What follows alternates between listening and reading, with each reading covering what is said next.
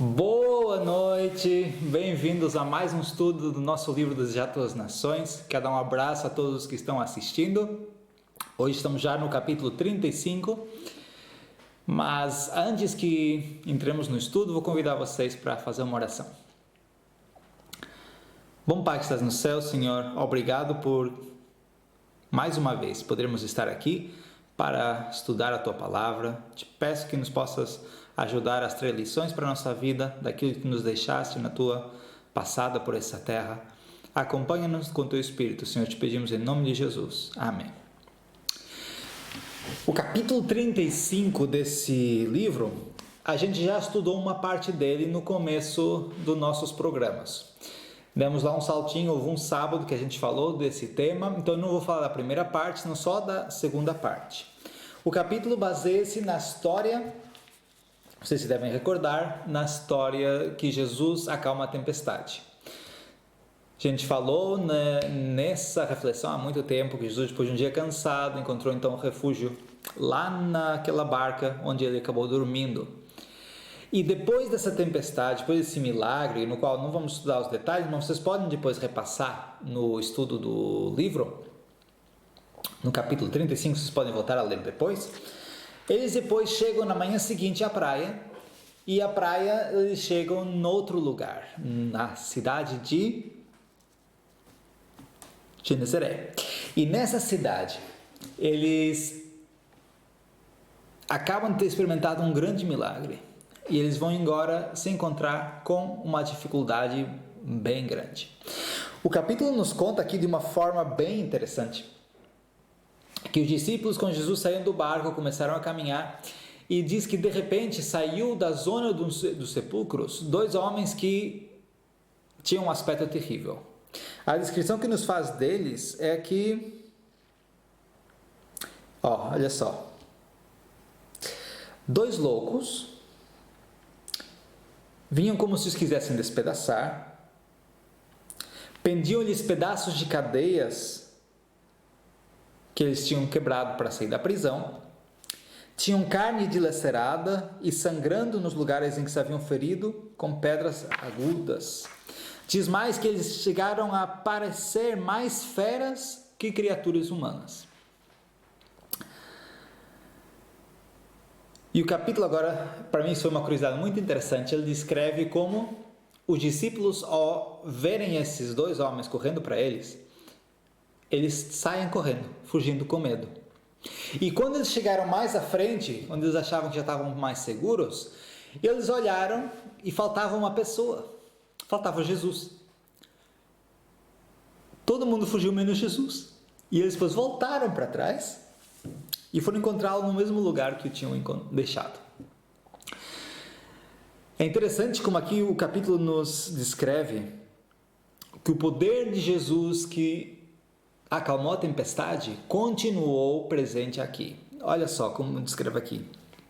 Quando os homens, rangendo os dentes e espumando, dele se aproximaram, Jesus ergueu a mão que acenara às ondas impondo silêncio, e os homens não se puderam aproximar mais.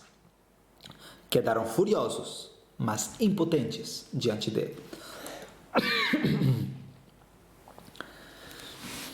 As palavras de Jesus chegaram no mais íntimo desses homens. Esses homens tinham sido possessos por demônios, agora se achavam numa situação no qual eles já não tinham controle do seu próprio corpo.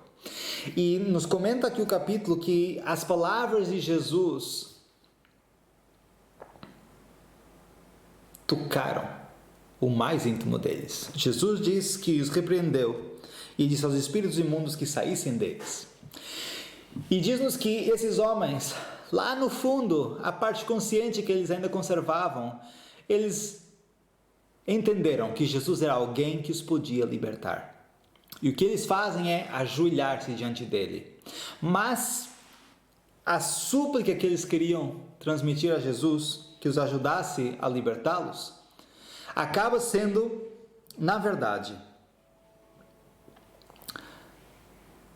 utilizada por esses demônios para dizer as seguintes palavras: que tenho eu contigo, Jesus, Filho do Altíssimo, peço-te que não me atormentes. E aqui começa um diálogo entre os demônios que usaram esses homens para falar e Jesus. Eles utilizaram a vontade de pedir por súplica, de pedir por libertação a Jesus que esses homens tinham, para tentar afastar Jesus deles. Nesse diálogo, Jesus acaba permitindo que eles saiam desses homens e entrem numa manada de porcos, que acaba por morrer no mar. Mas Jesus faz tudo isso por misericórdia, por amor a esses homens. Está disposto a receber má fama, está disposto a que seja mal interpretado, está disposto a tudo para poder tocar a vida desses homens. Diz que a mudança neles foi tremenda. Olha só, lembra da descrição que li antes? Vejam agora. Fizera-se-lhes luz no cérebro, brilharam-lhes os olhos de inteligência. A fisionomia, por tanto tempo mudada à semelhança de Satanás, tornara-se repentinamente branda.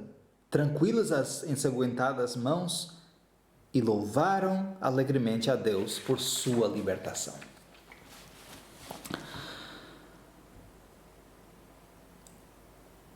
A cena é tremenda. Transformação é visível. O milagre. Esses homens tinham atormentado as pessoas durante muito tempo. Ninguém se atrevia a passar nesse caminho. E agora, de repente, o milagre aconteceu. Jesus chegou e tudo mudou. E agora vamos ver um contraste entre as duas cenas. Em primeiro lugar, temos esses homens que agora vamos encontrar que louvam a Deus e estão sentados escutando a Jesus. E por outro lado, temos os homens que estavam responsáveis por cuidar os porcos. Esses foram correndo, contaram tudo o que tinha acontecido e voltaram não sozinhos, mas com todas as pessoas dessa região.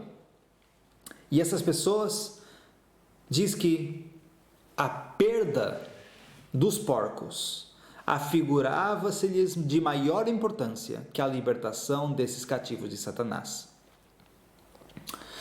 Eles olharam as duas coisas, viram Jesus fez um milagre, é verdade, libertou esses homens, mas olha o que isso nos causou. O que é que mais vai acontecer conosco se Jesus continuar aqui?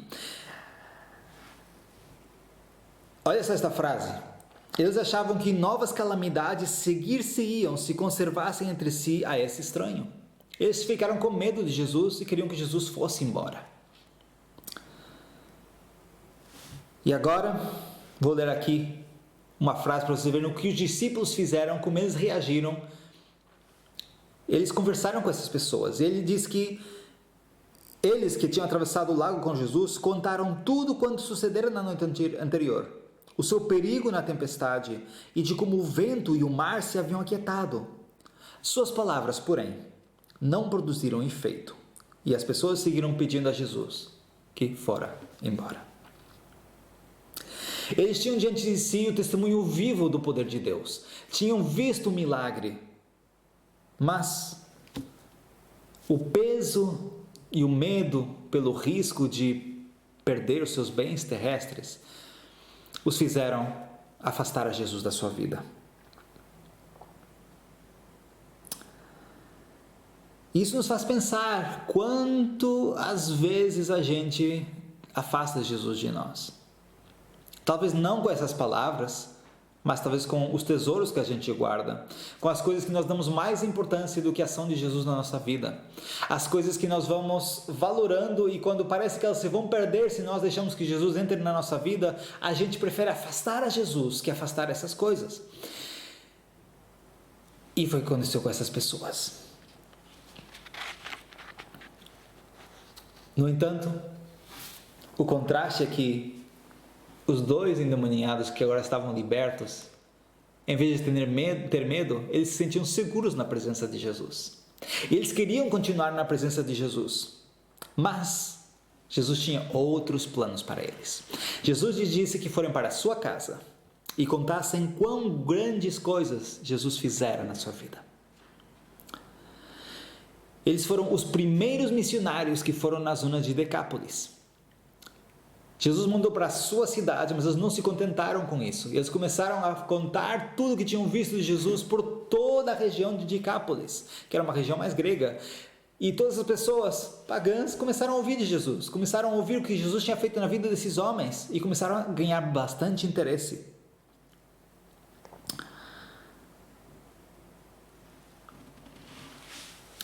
E o interessante, para vocês pensarem, esses homens tiveram muito pouco tempo com Jesus, uns minutos apenas. Eles não ouviram nenhum sermão dos lábios de Jesus. Eles não tinham conhecimento suficiente para ensinar aqueles com quem eles falavam sobre a doutrina que Jesus ensinava. Mas eles foram fazer a missão. Eles foram contar aquilo que eles tinham vivido, aquilo que eles tinham experimentado, aquilo que eles conheciam, eles contavam. E diz que isso é o que todo aquele cujo coração foi tocado pela graça de Deus é dado a fazer. Como testemunhas de Cristo, cumpre-nos dizer o que sabemos, o que nós mesmos temos visto, ouvido e sentido. Talvez não tenhas uma formação muito grande sobre a Bíblia. Talvez conheces pouco ainda. Talvez não vais saber os versículos todos que gostarias para explicar alguma coisa a alguém que te pergunte. Mas tens a tua história. Tens aquilo que tu viveste com Jesus. Tens os milagres que tu sentiste. Tens a presença de Deus que tu sentiste. Tens a mudança da tua vida. Isso é o que Deus pede que tu saias a contar. Essa é a tua missão. Contar aquilo que tu conheces. E se tens mais conhecimento, também compartilhe mais. Mas todos que experimentamos Jesus na nossa vida, temos uma missão para fazer.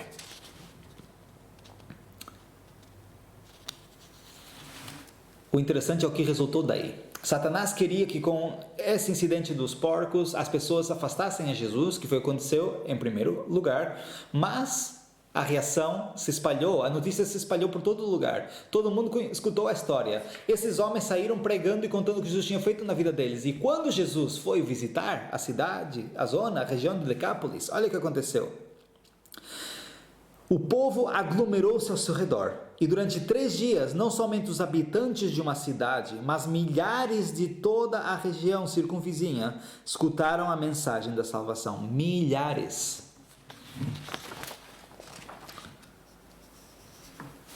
Esses homens tinham sido destruídos por Satanás, mas agora que Jesus encontrou-se com eles, a vida deles foi transformada. E eles foram transformados de escravos das cadeias do pecado para arautos das boas novas da salvação. E a mesma coisa pode acontecer conosco. Eu queria ler agora os últimos dois parágrafos que eu quero ler para vocês, para nós refletirmos também sobre isso. Por meio de suas sedutoras tentações, o maligno conduz os homens a males cada vez piores, até que o resultado seja a depravação e a ruína. A única salvaguarda contra o poder encontra-se na presença de Jesus. E o último parágrafo. E pessoas que têm sido degradadas a instrumentos de Satanás são ainda, mediante o poder de Cristo, transformadas em mensageiras da justiça e enviadas pelo Filho de Deus a contar quão grandes coisas o Senhor fez por elas e como teve misericórdia delas. E é a tua missão também. Tu que estás escutando, que sentiste também que Deus te deu vitórias. Deus tocou a tua vida, sentiste a salvação tocar o teu coração. Agora é a tua responsabilidade também contar daquilo que o Senhor fez por ti. Vamos orar. Bom Pai que estás nos céus, obrigado por essa história de missão. Obrigado porque Tu fazes maravilhas na nossa vida. Ajuda-nos a entender que ainda que o nosso conhecimento não seja pleno, ainda que sintamos que o que vivemos não foi tão grande, a pequena história que possamos contar do Teu poder na nossa vida pode transformar a vida de milhares. Ajuda-nos a ser como esses 2 homens, que aceitaram a missão, ainda não conhecendo tudo, mas contando aquilo que tinham vivido ao Teu lado. Ajuda-nos a ser também arautos das boas novas de salvação que Tu trouxeste à nossa vida. Acompanha-nos, Senhor, te pedimos em nome de Jesus. Amém. Bom, desejo resto de boa semana para vocês, um grande abraço. Na próxima semana vamos estudar o capítulo 36 e os espero lá às 8 da noite, na próxima quarta-feira. Um grande abraço.